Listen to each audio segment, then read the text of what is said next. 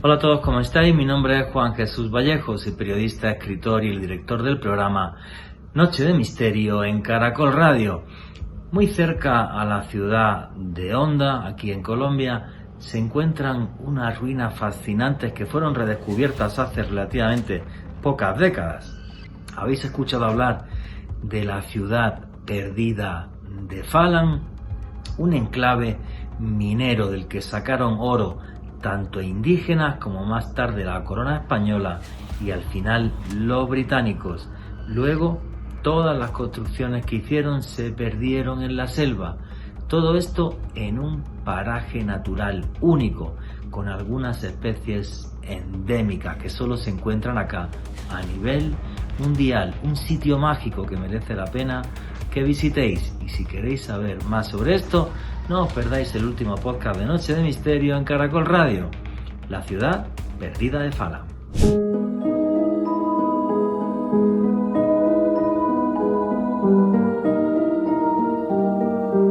Vivimos en un país tan bondadoso que tiene inmensas riquezas en su vientre. Alguna de ellas, la más codiciada, que no significa que sea por eso la más apetecible para la humanidad, es el oro. Y la fiebre del oro trajo auténticas locuras, no solo a Colombia, sino a todo el mundo. Y en torno al oro se llegaron a crear ciudades fastuosas, algunas de ellas se las tragó la selva y acabaron siendo leyenda. Pero mucha gente que busca lo que hay tras la leyenda es capaz de encontrar auténticos tesoros, ya no por el oro, sino por la belleza de lugares perdidos que son parte de nuestra historia. Buenas noches, noctámbulos. Mi nombre es Juan Jesús Vallejo. Los que queráis seguirme en redes sociales, mi Twitter es @JuanGVallejo, Juan J.E. Vallejo. En Instagram y en Facebook, Juan Jesús Vallejo. Y esto es Noche de Misterio. Y aquí lo que hacemos es periodismo de misterio. Nosotros os ponemos los hechos encima de la mesa y vosotros decidís qué hay detrás y qué no. Hoy haciendo un programa sobre historia, aventura y el pasado. Un pasado fabuloso que es el que tiene Colombia. Yéndonos ni más ni menos que hasta la ciudad perdida de Falan. Posible que no sepáis qué es.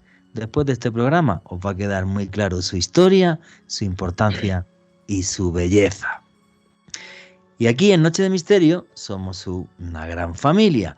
Así que ya tenemos un numeral en Twitter para que podáis poner vuestras opiniones y comentarios. Y ese numeral es Falan Caracol. Falan acabado en N, ¿vale? Falan Caracol. Así que ahí podéis poner vuestras preguntas y comentarios sobre el programa de hoy. Bueno, pues yo supe de la ciudad perdida de Falan, sitio en el que nunca he estado, me gustaría ir, hace algunos años por un buen amigo, por Roberto Tobar Gaitán, que me habló de que había una ruina fascinante y todavía repleta de misterio cerca de un pueblo que se llama Falan. Mi buen amigo Roberto, que le gusta ser descubridor y que en este caso juraría que lo fue. Luego nos lo van a contar mejor alguien de Falan que tenemos esta noche aquí invitado. Y arrancamos ya sin más dilación. Alejandro Bernal, amigo, compañero, ¿cómo estás? Muy bien, Juan Jesús, un saludo para ti, para nuestro invitado, el experto de esta noche, un hombre que conoce muchísimo sobre la historia de Falan, Fernando Aguirre, y desde luego un abrazo enorme para todas las personas que se suman a la señal en directo de Caracol Radio y también quienes nos escuchan en diferido a través del podcast que estamos publicando todas las semanas a través del canal de YouTube de Caracol Radio. Hoy, Juanje, un tema que siempre me ha parecido fascinante. Yo tengo la fortuna de tener familiares que son del Tolima, el departamento en donde queda ubicado este municipio de Falan, y cuando supe, gracias al maestro Roberto Tobar Gaitán, sobre la existencia de la ciudad perdida de Falan, quedé fascinado sobre este tipo de construcción, Juanje, que se remonta al siglo XVII, que tiene muchos misterios, que de acuerdo a algunos historiadores se erigió a un costado de las minas de oro de Santa Ana, una historia apasionante y un dossier que yo sé que no va a dejar a nadie indiferente. Seguro que no va a dejar a nadie indiferente. Por cierto, tengo que decir, creo que no lo he comentado todavía en estos especiales de Navidad, que tengo que daros 75 millones de gracias porque ya pasa de 75 millones las reproducciones que tiene la playlist de YouTube de Noche de Misterio en Caracol Radio. Sí, he dicho bien, no me he equivocado, más de 75 millones de reproducciones. Un dato que no me creo ni yo, la verdad, que soy el que dirige este cotarro. Así que muchísimas gracias a todos. Por cierto, si os gusta el periodismo de misterio, tenéis también un canal de YouTube que se llama Oculto tras la sombra. Ahí tenéis vídeos y podcast todas las semanas y además tenéis todas las noticias del misterio. Pero bueno, metámonos ya de lleno en esta ciudad perdida de Falan. Y el que se dedica a ella, a conservarla y a investigarla es Fernando Aguirre López. Fernando, buenas noches, ¿cómo está? Y lo primero, como es la primera vez que está usted en Noche de Misterio, para toda la audiencia de este programa, ¿quién es Fernando Aguirre? Sí, muy buenas noches. Mi nombre, como lo decía, es Fernando Aguirre López. Soy nacido en Falan, estudié en la Normal de Falan y después de viejo regresé a mi pueblo, a Falan, a dirigir un proyecto de turismo de naturaleza que se llama Reserva Natural Ciudad Perdida de Falan. Pues primero que todo, quiero que los oyentes tengan bien diferenciado el tema de Ciudad Perdida. En Colombia hay dos ciudades perdidas. Está la ciudad perdida de la Sierra Nevada de Santa Marta, que es de la época precolombina.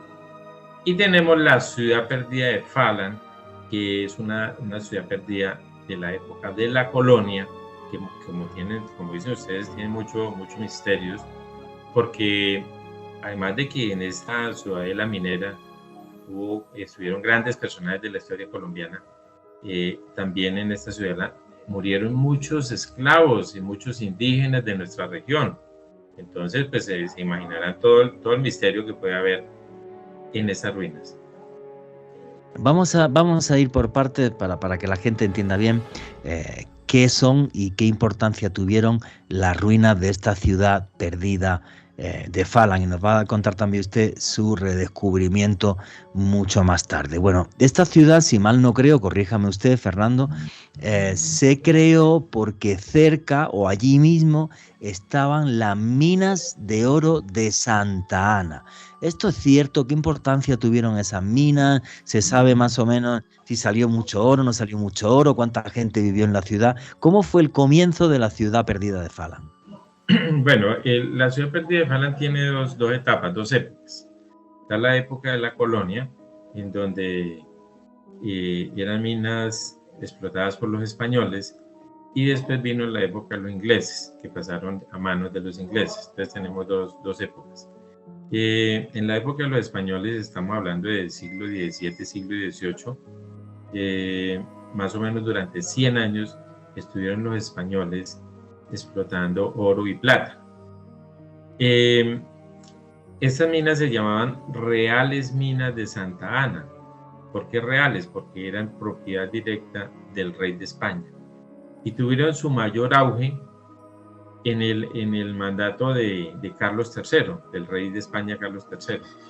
En esa época fue encargado José Celestino Mutis de administrar las minas a la par de la dirección de la expedición botánica. Mientras él dirigía la expedición botánica en Mariquita, también estaba dirigiendo las Reales Minas de Santa Ana, por orden directa del rey Carlos III de España. Después, Carlos III mandó administrar las minas al mejor químico que tenía España en la época, que se llama Juan José de Lúyar. Juan José de Lúyar es conocido en el mundo científico porque él fue el que descubrió un elemento de la tabla química que nosotros conocemos, la que nos enseñaron en el colegio. Es un elemento químico que se llama wolframio, es el mismo tungsteno de las bombillas eléctricas. Ese elemento químico fue descubierto por Juan José de Lúyar y su hermano Fausto de Lúyar. Pues Juan José de Lúyar fue encargado por orden directa del rey Carlos III para que siguiera administrando las minas después de que ya José Celestino Mutis se retiró para Bogotá. Por esa época de Juan José de Lúyar llegó la expedición de Alexander von Humboldt, la gran expedición que hizo Humboldt por América. Pues resulta que él llegó en un barco, en un champán a Honda, y de ahí se dirigió directo a conocer las reales minas de Santa Ana, que eran muy famosas en la época. Eran productoras de oro y de mucha plata también. Pues con Mutis estuvo pues también el sabio Francisco José Caldas, estuvieron con Mutis recolectando muestras de todas las plantas que hay en este cañón donde queda la ciudad perdida, que es el cañón del río Morales en el municipio de Falan. Pues de ahí sacaron muchas muestras. Pero una cosa, Fernando, antes de que continúe, porque estamos hablando de minería, estamos hablando de una ciudad que se crea en torno a un lugar que da mucha riqueza de oro y plata, pero usted no para de nombrarme personajes que son científicos botánicos. ¿Por qué fue tanto botánico a Falan? Porque es un lugar, digamos, biológicamente muy especial respecto al resto de Colombia o al resto del Tolima, o por qué fueron allí personajes como Humboldt o Mutis, que básicamente eran etnobotánicos. Pues sí, miren, lo que pasa es que entre Falan y Mariquita hay un microclima especial que favorece muchas especies de flora. Muchas especies de flora que no las hay en otras partes del país, las tenemos en este sector entre Falan y Mariquita. Es un microclima especial que se forma debido a que en estos puntos, en este punto se unen las corrientes cálidas del valle del río Magdalena con las corrientes frías que bajan por el cañón del río Gualí que viene del Nevado del Ruiz. Ahí se juntan estas dos corrientes de aire y forman un microclima especial. Por ejemplo, en estos momentos está lloviendo muy fuerte por todo el país. Sin embargo, en Falan el clima es un poco diferente al del resto del país. En Falan llueve, pero está lloviendo moderadamente en las noches y en el día está haciendo unos días muy bonitos, espectaculares, con mucho sol. Entonces, este microclima favorece muchas especies de flora. Y estas especies todavía las tenemos ahí en este cañón, que está casi virgen, está intacto, y nosotros lo que estamos haciendo es conservando, por un lado, esta vegetación y tanto la flora como la fauna que hay en este cañón, pero también estamos conservando esos vestigios de las reales minas de Santa Ana con toda la historia que ellos tienen. Entonces es así como hemos gestionado para que estas ruinas hayan sido declaradas Patrimonio Histórico del municipio de Falan y Patrimonio Histórico del Tolima. Queremos que alguien nos ayude para que sean declaradas a nivel nacional por el Ministerio de Cultura como Patrimonio Histórico de Colombia. Pues si no lo hacen pronto, no sé qué van a entender por cultura aquí en Colombia. En fin, sin comentarios. Pues a ver si alguien del Ministerio de Cultura escucha este programa, porque me parecería clave. Además, yo no he estado, pero las fotos son espectaculares. A ver si Dios quiere, el año que viene, en enero, para ser exacto, me paso por ahí y hago una visita. Pero bueno, Fernando, pasan una serie de personajes que se dedican a la etnobotánica, como es, por ejemplo, Alexander Humboldt. Me habla usted de Mutis y hacen trabajos en ese, ¿cómo se llama el cañón del río que me ha dicho que hay ahí? Río Morales. El río Morales, vale. Hacen trabajo de investigación en el río Morales y encuentran realmente especies endémicas del cañón. Sí, claro que sí. Hay muchas especies. Por ejemplo, como un dato curioso, hace unos 2 años tomamos la foto de unos hongos, y las publicamos en nuestras redes de Instagram, y nos llamó un biólogo de la Universidad de Manizales y nos dijo cómo es posible que allá haya ese tipo de hongos que no lo hemos encontrado, lo hemos estado buscando y no lo hemos encontrado, ¿sí? Y hace 3 años fue el Caracol Internacional, fueron a hacer un programa la chica Mari se tomó la foto con una flor grandísima, igual a la cara de ella, de grande, la flor. Y nos hemos dado cuenta que esa flor está dentro de los dibujos de la botánica que dejó Mutis, y lo supimos porque seguimos una cuenta del Real Jardín Botánico de Madrid. Y allá en el Real Jardín Botánico de Madrid hay las acuarelas, hay las fotos, y las fotos no, porque en esa época no había fotos, ¿no? Los dibujos de las cosas, ¿no? Entre los dibujos hemos encontrado que está el dibujo del hongo que nadie había encontrado y ni sabía que estaba ahí en la ciudad perdida de Falan. Ahí está el dibujo de los hongos. Y está el dibujo de esta flor con la que se tomó la presentadora de Caracol Internacional de Travesía, que se tomó la foto con la flor, y está el dibujo de esa flor. Entonces, y así como eso, pues hay muchas especies de flora, pues que no hay en cualquier otro lado, ¿no? Sí, que son endémicas. Para los que saben de eso, pues uno que no sabe mucho de eso, pues uno ve todo bonito y ve mucha vegetación. Y a día de hoy van etnobotánicos colombianos a seguir investigando o ver qué especies hay ahí y qué no. Sí, claro. Muchos de los turistas que llegan son botánicos, son biólogos, van también historiadores, van arqueólogos, y va el público general que de pronto le gusta la aventura o que le gusta el senderismo, que le gustan las diferentes actividades que nosotros ofrecemos ahí. Sí, pero me dice usted que son turistas. No es que vayan de parte de una universidad a hacer una investigación exhaustiva. Ah, no, sí, claro.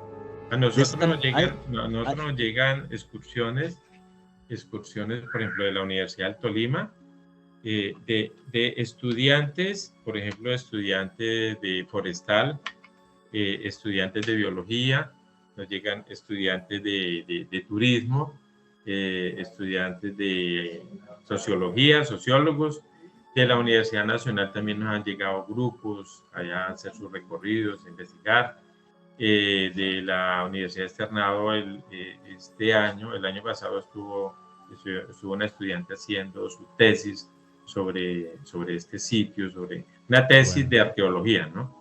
Sobre estas ruinas, y ya sacó el producto final, ya presentó su tesis, ya nos dejó el libro con la tesis, una investigación espectacular hizo esta muchacha, en donde recogió información de una biblioteca que hay en Londres, y hay información sobre las ruinas de las minas de Falan, sacó información de una biblioteca de Barcelona, y lógicamente de Bogotá sacó información también, y nos dejó muy buena información sobre estas ruinas, sobre la parte arqueológica y arquitectónica de todo lo que pudo haber habido allí, pues que nos queda pues algunas ruinas en pie, ¿no? Ok, o sea que sí van estudiantes de algunas universidades a hacer trabajos de investigación allí, tanto sí, a nivel arqueológico como a nivel botánico. Pero a nivel arqueológico, ¿las ruinas se han excavado alguna vez o no? No se han excavado. Nosotros cuando este proyecto lo empezamos hace 5 años y encontramos, adicional a lo que encontró Roberto Tovar hace 35 años. Ahora nos cuenta usted eso. Encontramos unas otras ruinas que las llamamos ruinas Robert el inglés. Esas ruinas no estaban, esas las encontramos. Un trabajador me dijo, don Fernando, por allí yo vi como rastros de otras ruinas, y comenzamos y las destapamos, y son unas ruinas muy bonitas. También destapamos un túnel que no tenía salida, y lo destapamos y encontramos la salida hacia el otro lado, ¿no? Pero el resto de las ruinas están intactas, pues no se ha hecho ningún trabajo arqueológico ni de restauración, porque pues no tenemos los recursos para hacer un trabajo de ese tipo. Es que eso no tiene que hacerlo usted, debería hacerlo el Estado colombiano, que es muy diferente. Sí, claro. Alejandro Bernal. Juanje, aquí fascinado con lo que nos cuenta Fernando, me gustaría hacerle la siguiente pregunta. En su momento de apogeo, en su momento de mayor esplendor, ¿cómo era esa otrora ciudad de Falan cuando fue recién construida. ¿De qué más o menos qué dimensiones tenía? ¿Cómo era en esa época, Sí, Fernando? ¿cuánta gente vivía? ¿Vivían 500? Bueno, ¿Vivían 1000? ¿Se sabe algo o nada? en algún libro encontramos de que en su mayor auge, en la época de los españoles, la época de la colonia, su mayor auge llegaron a trabajar ahí aproximadamente 2000 personas, entre españoles, nativos, o sea, indígenas y esclavos. Porque es que las ruinas son bastante extensas. Lo que pasa es que hay mucha ruina que está por debajo de la tierra, está sin explorar, sin ver todavía, pero encontramos un plano de los túneles que hay por debajo de la tierra, y eso es impresionante. Esos planos se encontraron en una biblioteca de Londres, porque esos planos los mandó a hacer el gobierno nacional en el año 1888, cuando ya los ingleses habían entregado las ruinas al final de la concesión. Entonces uno mira los planos y pues lo que uno ve de las ruinas no alcanza a ser sino un 5% de todo lo que hubo.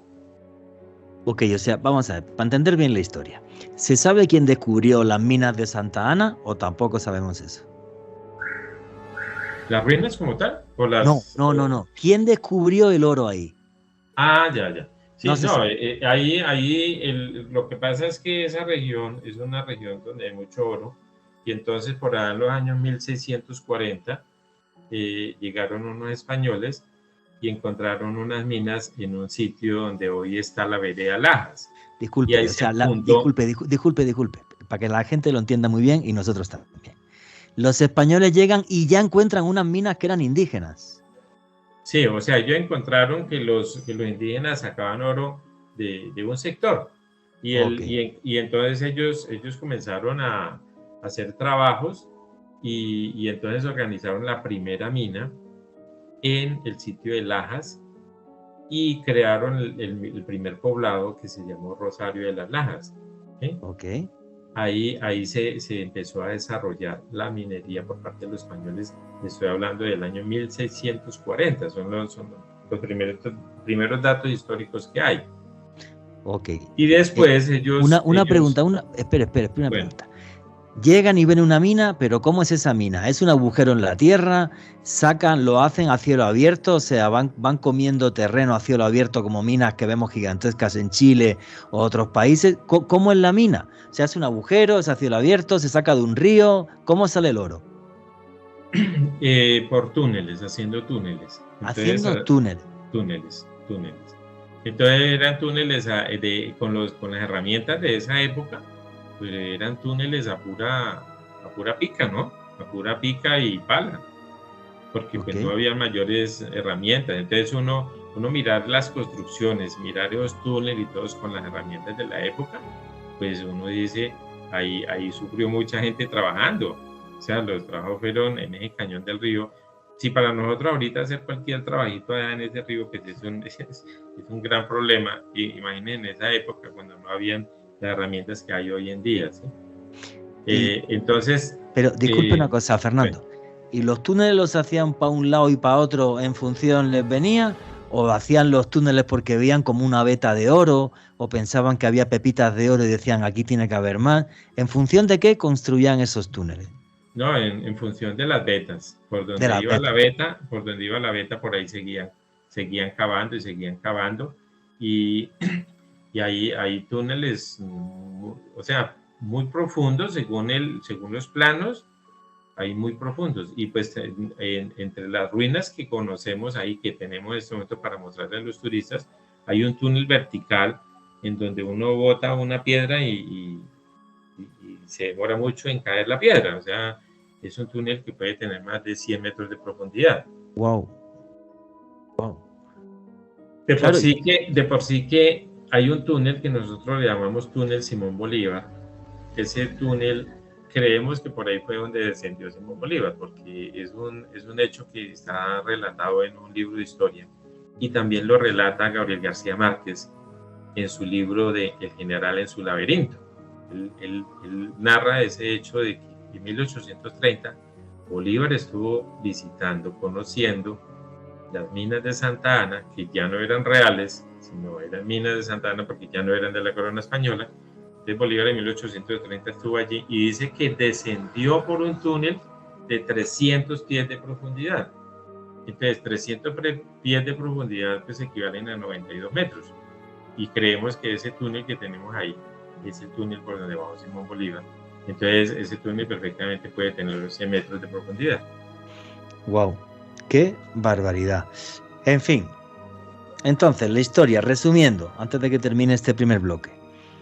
Llegan los españoles hasta esta zona del Tolima, ven que los indígenas tienen una mina de oro en el lugar y lo que hacen es, se la quitan a los indígenas, se la apropian ellos y empiezan, estamos hablando del siglo XVII, empiezan un desarrollo industrial de la minería, donde llega a haber 2.000 personas trabajando, incluidos muchos esclavos e indígenas.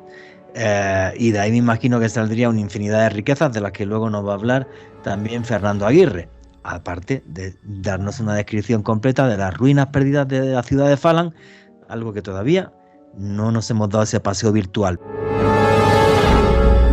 Continuamos con Colombia Mágica.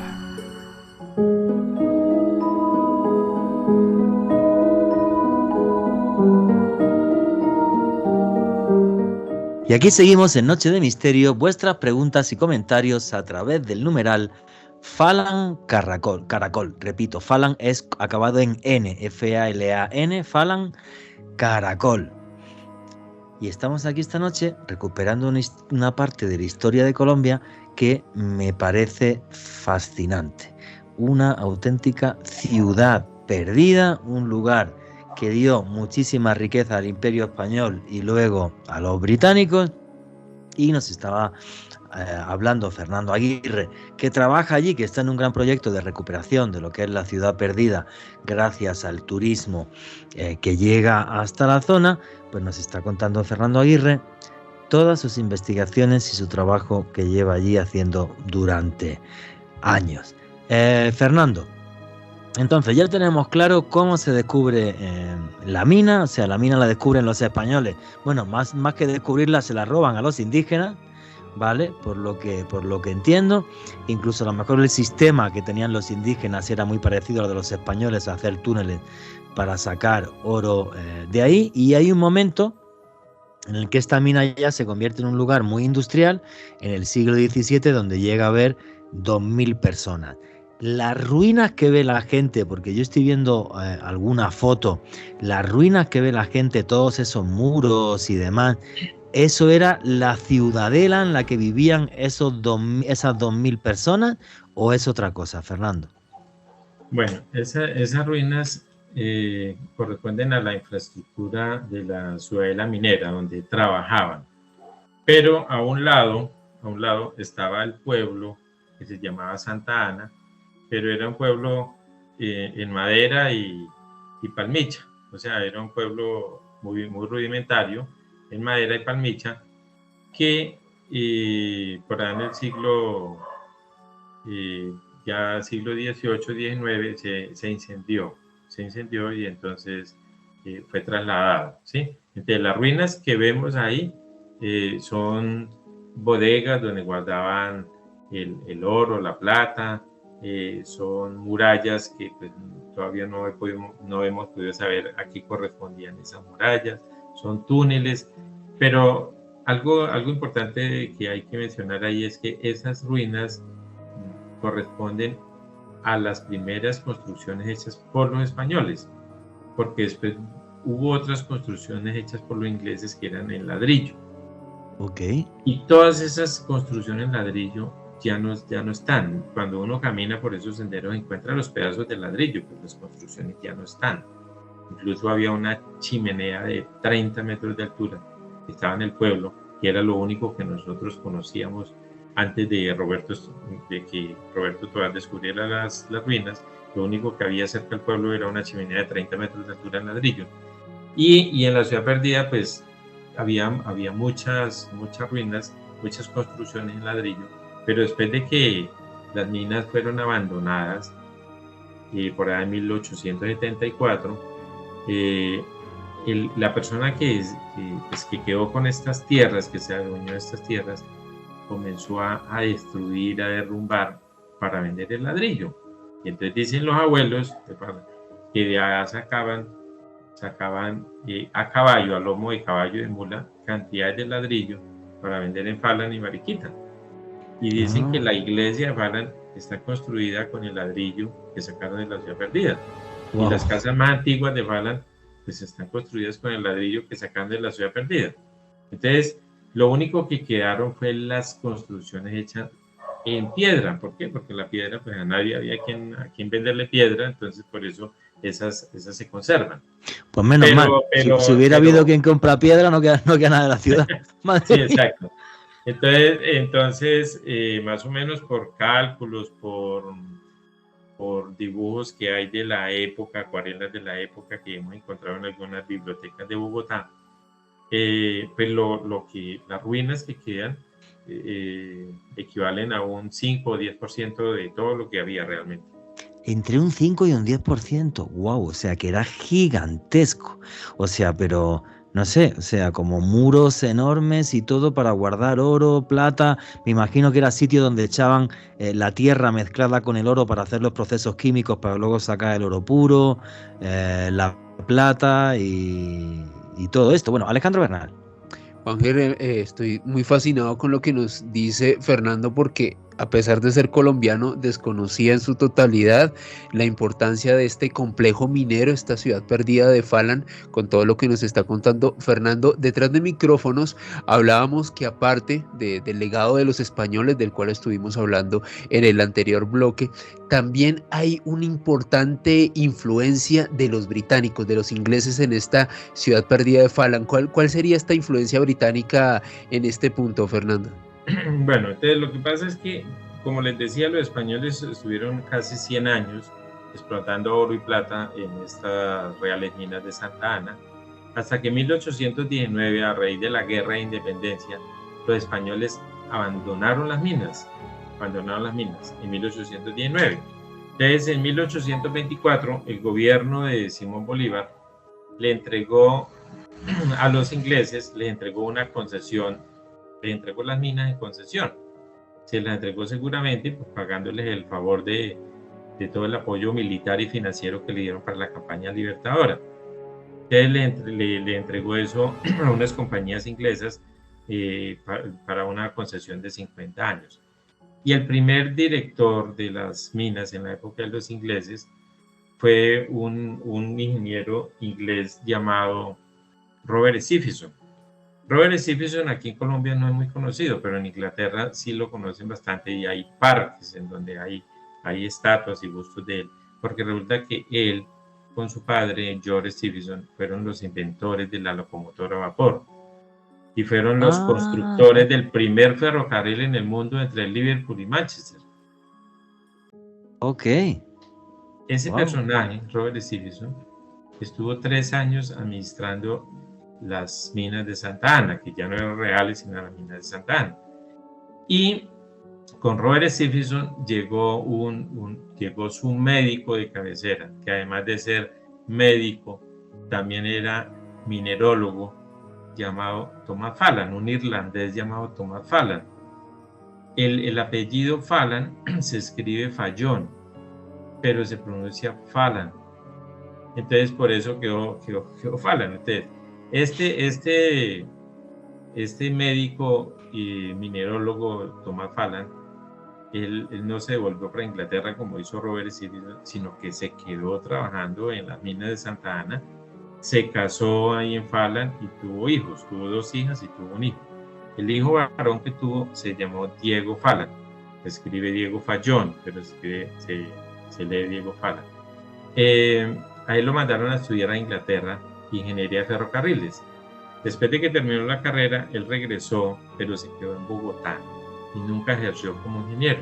Se quedó en Bogotá dando clases de música y asistiendo a las tertulias literarias de la época. y se convirtió en uno de los poetas más famosos de la literatura del romanticismo latinoamericano. Wow. Él escribió una obra, una poesía llamada Oda a la Luna.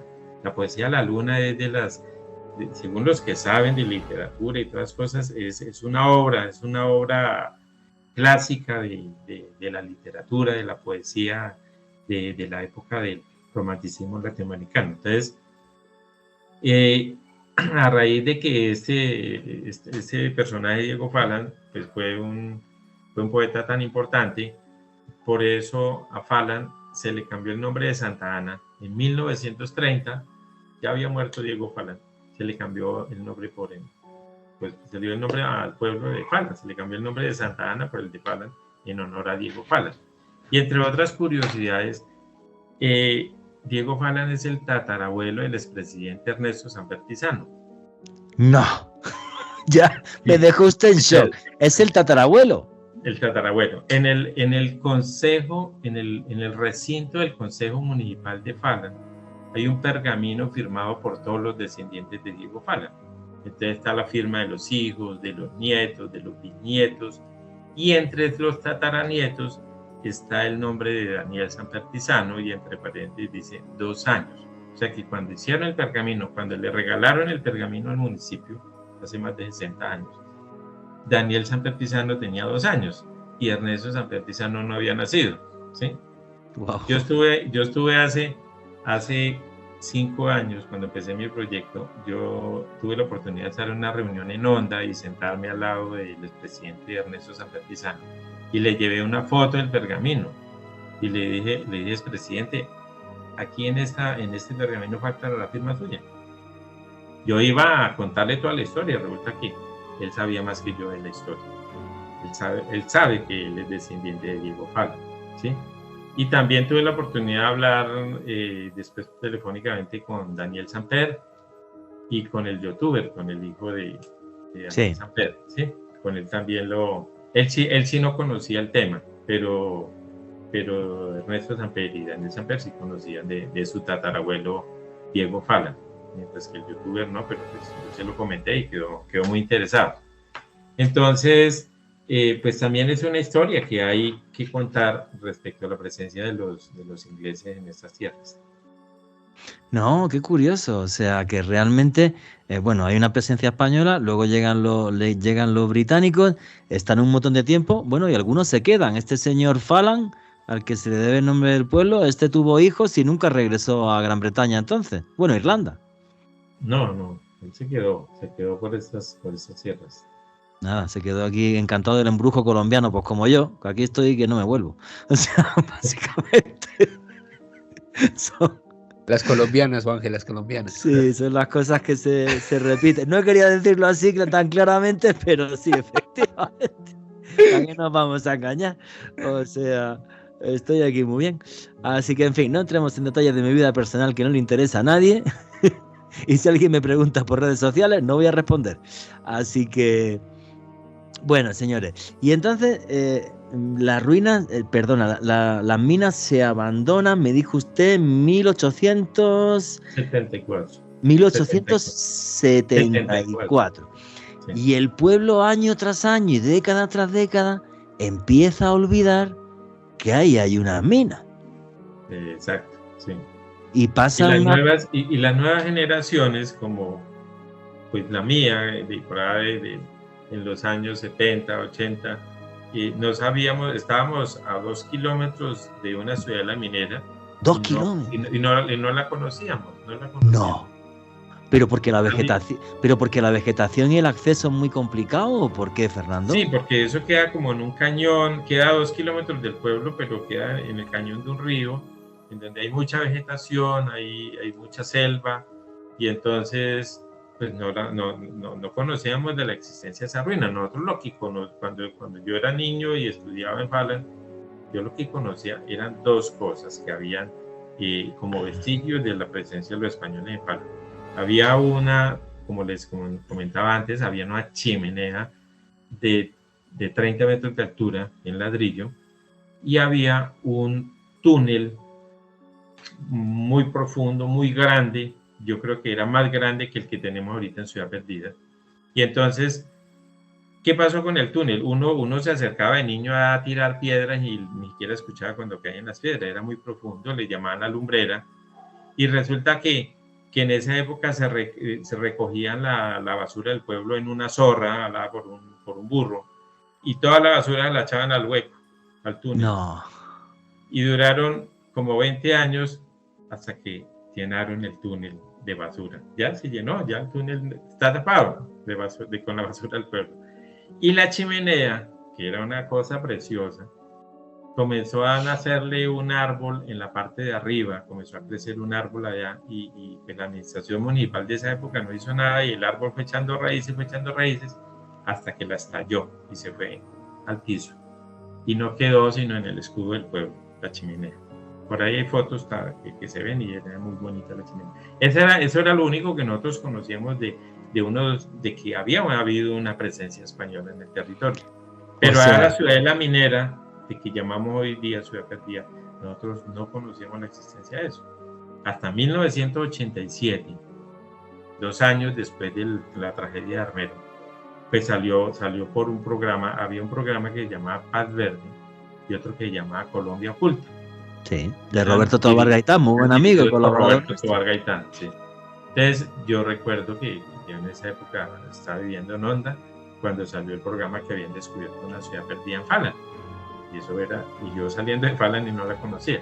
Entonces, Roberto Tobar, con su equipo de producción, descubrió estas ruinas y dijo que había encontrado una ciudad perdida. Bueno, él las descubrió de niño, ¿no es así? Bueno, entonces resulta que él volvió cuando yo empecé el proyecto turístico hace 5 años, volvió al pueblo, estuvimos haciendo el recorrido y estuvimos en una reunión en la normal, y entonces vino la pregunta de por qué él las descubrió, si viendo que él no es de Falan, él es como de Bogotá, y entonces la pregunta, bueno, don Roberto, ¿usted por qué descubrió las ruinas y nosotros aquí siendo de aquí nunca las descubrimos?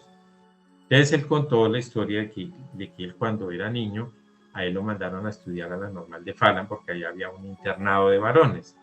Entonces él estuvo allá estudiando durante 3 años, y en esa época pues, a él le gustaba mucho recorrer los parajes, los montes, le gustaba leer, en vez de salir con los demás compañeros por allá de pronto a bailar o cosas de esas, él se quedaba el fin de semana haciendo otras actividades. Y un día cualquiera comenzó a recorrer el cañón del río Morales y duró todo el día bajando por el cañón del río Morales cuando se encontró estas ruinas, y él quedó maravillado, pero estaba solo, no tiene una cámara fotográfica ni nada, porque le estoy hablando del año 1969. Entonces él dijo, algún día volveré con una cámara fotográfica a mostrar esas ruinas, y efectivamente regresó 20 años después con todo un equipo de producción de televisión, y él medio se acordaba en dónde era que la había encontrado. Sin embargo, duró 3 días buscándolas y las encontró, y hizo un programa muy interesante, muy bonito, con el cual se ganó el Premio Nacional de Periodismo Simón Bolívar. Qué bueno, qué historia tan bonita de nuestro buen amigo don Roberto Tobar Gaitán. Por cierto, que tiene un canal de YouTube que se llama Roberto Tobar Gaitán, y ahí podéis encontrar y ver un montón de cosas y de exploraciones que él sigue haciendo. Él no para de viajar y de moverse. Fernando, estamos llegando a la parte final del programa. ¿Cómo es una visita a la ciudad perdida de Falan? Uno llega allí, tiene que ponerse en contacto contigo, con tu empresa, para sacar una entrada o algo, pero creo que son fincas privadas. ¿Cuánto tiempo se tarda en el paseo? ¿Qué es lo que ve uno? ¿Cómo es? Descríbenos cómo es un paseo por la ciudad perdida de Falan. Bueno, hay que llegar hasta Falan, hasta el parque principal de Falan, donde está la iglesia del pueblo. Disculpa, Falan está cerca de Honda, de Mariquita. ¿Qué es lo que pilla así la ciudad, bueno, alguna ciudad más importante? Falan está más cerca de Mariquita, a solo 20 minutos de Mariquita. Okay, carretera pavimentada, está en buen estado. Hay que llegar a Falan hasta el parque principal donde está la iglesia del pueblo, y media cuadra adelante de la iglesia hay una calle a mano izquierda, y por ahí se baja 800 metros. También la carretera está en buenas condiciones, o sea, muy cerquita. Realmente están las goteras del pueblo en la entrada a lo que nosotros hemos llamado Reserva Natural Ciudad Perdida de Falan, porque estamos haciendo de este cañón una reserva natural para preservar el bosque, pero también preservar las ruinas de la ciudad perdida. Entonces, en la entrada hay una taquilla, hay un parqueadero para carros, para motos, hay un restaurante. En la entrada pues los atienden y ahí están los guías, que son muchachos del pueblo, de la región, que han sido preparados con un guión histórico para que le cuenten a los turistas toda la historia que tienen estas ruinas. Entonces, las personas llegan, encargan el almuerzo, piden el guía y se van a hacer el recorrido. El recorrido es un sendero ecológico que va por toda la orilla del río Morales, pasa por 3 cascadas muy bonitas, pasan por más de 10 charcos preciosos donde se pueden bañar, siempre y cuando sepan nadar, porque son charcos profundos. Hay que pasar obligatoriamente por 3 túneles, que son de la época de la colonia, no son túneles que nosotros hayamos construido, son túneles de esa época. Y llegamos a las ruinas de la ciudad perdida, donde están las murallas, donde están las bodegas, donde hay los túneles. Y es un circuito, están regadas, no están regadas en el monte, pero están los senderos, hay puentes de guagua para pasar el río del Avalado. Realmente es una aventura, pasar por esas cascadas, pasar por esos túneles, eso es una aventura. Y toda la historia que tiene, ¿no? Ese es un recorrido que dura 4 horas. Y que regresa. ¡Wow! 4 horas. Y hay que llevarse bañador para darse un buen baño, una mochilita para cambiarte las zapatillas y luego bañarte, ponerte unas sandalias. O sea que, bueno, los que vayáis a ir, tomar nota de todo eso. Alejandro Bernal. Estaba aquí documentándome mientras hablaba Fernando y veo que también realizan muchas actividades relacionadas con el torrentismo. ¿Cómo son este tipo de actividades que se efectúan allá en esta ciudad perdida, Fernando? Bueno, la ciudad perdida Falan es un sitio turístico muy completo porque tiene un componente de naturaleza, como hemos hablado, un componente de mucha agua, un componente histórico y arqueológico. Y le tenemos a los muchachos, a los aventureros, un componente de aventura. Tenemos 3 deportes de aventura. Tenemos canopy, puente tibetano y torrentismo. Tenemos el canopy más largo del país. Este canopy tiene 4 líneas con más de 1.300 metros de recorrido. Pues es largo, y entonces en él hacemos 3 circuitos. Tenemos un canopy circular, tenemos un canopy largo que va en dirección a Ciudad Perdida. Tenemos un puente tibetano que produce mucha adrenalina por encima del río. Y tenemos la actividad del torrentismo, que es un descenso tipo rappel por todo el centro de una cascada de 43 metros, que es la primera cascada del sendero, que se llama Cascada Humboldt. Entonces, pues tenemos todas esas ofertas para los turistas, y hace 2 meses dimos al servicio unas cabañas tipo glamping, que son cabañas en medio del bosque, en madera y guadua, pero con todas las comodidades de un hotel 5 estrellas. Tienen jacuzzi, tienen malla catamarán, baño privado, está su área de fogata para hacer la fogata nocturna, con música en vivo, y está el restaurante y para el servicio de varios restaurantes.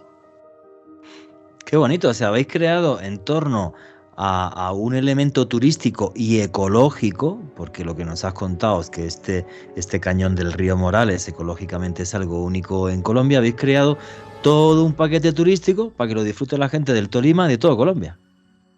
Exactamente, sí, necesitamos, pues es que más publicidad, porque pues todavía, por ejemplo, en Medellín o en Manizales o en otras partes uno nombra Ciudad Perdida Falan, que nadie sabe qué es, ¿no? Nadie sabe qué es. Ahí estamos con las uñas, pues tratando de posicionar este sitio como un sitio muy importante del turismo para el Tolima y para Colombia. Por ejemplo, uno dice, bueno, pero ¿por qué no se conoce si la gente que viene le gusta? Por ejemplo, los extranjeros a nosotros nos visitan alemanes, sobre todo que llegan a Honda y van a visitarnos, alemanes y canadienses y también pues algunos estadounidenses, y quedan maravillados.